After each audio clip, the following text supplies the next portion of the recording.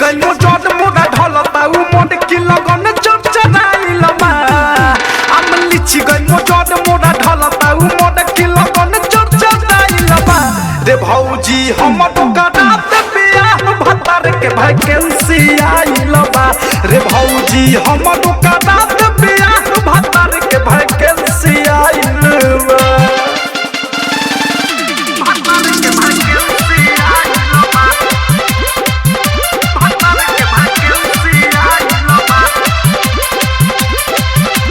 ननदी तोहारी नादन नाही बहादी डब डब डब के जवानी तोहरे लेखा हमरो मन कहते सुती उठी के करी पहलवानी हाथे ननदी तोहारी नादन नाही बहादी डब डब डब के जवानी तोहरे लेखा हमरो मन कहते सुती उठी के करी पहलवानी मचा मादेला तकिया रोजे बनिए के पिया मोड़ा मन खोखुआइल बा मचा मादेला तकिया रोजे बनिए के पिया मोड़ा मन खोखुआइल बा रे भौजी हमर गदात बियाह भतार के वैकेंसी आइल बा रे भौजी हमर गदात बियाह भतार के वैकेंसी आइल बा म्यूजिक डायरेक्टर विकास राज दंगल रिकॉर्डिंग स्टूडियो ननौरा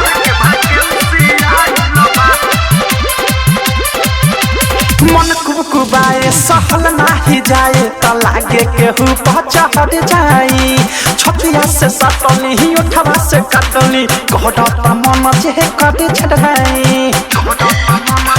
ए हो भौजी मन कुबकुबाए सहल नाही जाए त लागे केहू पचहट जाई छतिया से सटनी ही उठवा से कटनी घटत मन जे कटे जाई तब की सुतला पहड़ जब उठेला लहड़ होला जीवा कुआइल बा तब की सुतला पहड़ जब उठेला लहड़ होला जीवा कुआइल बा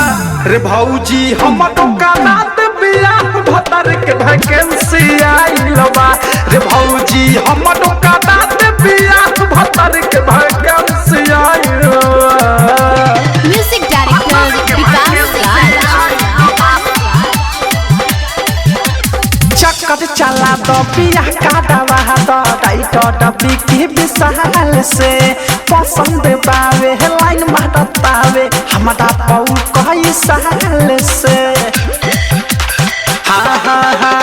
चक्कर चला दो बियाह काटवा दो टाइट डबी की विशाल से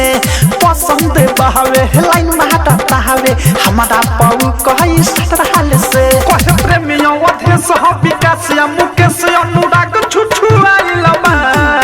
कहे प्रेमियों अधे सह विकास या मुकेश अनुराग छुछुआइल बा रे भौजी हमर गदात बियाह भतार के वैकेंसी आइल बा रे भौजी हमर गदात बियाह भतार के वैकेंसी आइल